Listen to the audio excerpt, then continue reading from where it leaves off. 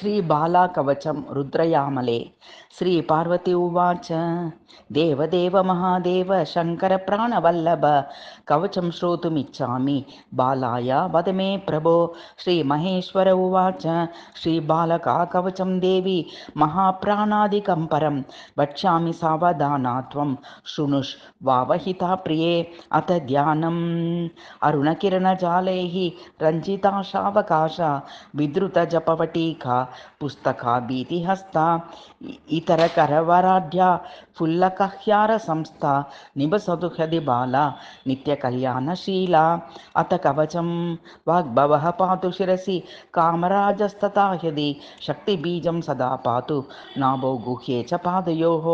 ऐं क्लीं सौं वदने पातु बालाम्मा सर्वसिद्धये हसकलश्रीं सौः पातु स्कन्दे भैरवी कण्ठदेशतः सुन्दरी नाभिदेशे व्याचर्चे कामकला सदा भूना भ्रूणा सयोरन्तराले महात्रिपुरसुन्दरी ललाटे सुभगा पातु भगा मां कण्ठदेशतः भगोदयातु हृदये उदरे भगसर्पिणी भगमाला नाभिदेशे लिङ्गे पातु मनोभवा गुह्ये पातु महावीरा राजराजेश्वरी शिवा चैतन्यरूपिणी पातु पादयोर्जगदम्बिका नारायणी सर्वगात्रे सर्वकार्यशुभङ्करी ब्रह्माणि पातु मां पूर्वे दक्षिणे वैष्णवी तथा पश्चिमे पातु वाराही ह्युत्तरे तु महेश्वरी आग्रे यां पातु कौमारी महालक्ष्मीं च निरुतौ वायव्यां पातु चामुण्डा चेन्द्रनी पातु चैशके जले पातु महामाया पृथिव्यां सर्वमङ्गला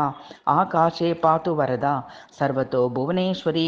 इदं तु कवचं नाम देवानामपि दुर्लभं पठेत् प्रातः समुत्थाय शुचिः प्रयतमानसः नामयो व्याधयस्तस्य न भयं च क्वचित् भवेत् न च मारी भयं तस्य पातकानां भयं तथा न दारिद्र्यवशं गच्छेत्तिष्ठे मृत्युवशे न च गच्छेच्छिवपुरं देवी सत्यं सत्यं वदाम्यहं यदिदं कवचं ज्ञात्वा श्रीबालां यो जपेत् शिवे स प्राप्नोति फलं सर्वं शिवसायुज्य संभवम् इति श्रीरुद्रयामले श्रीबालाकवचम्।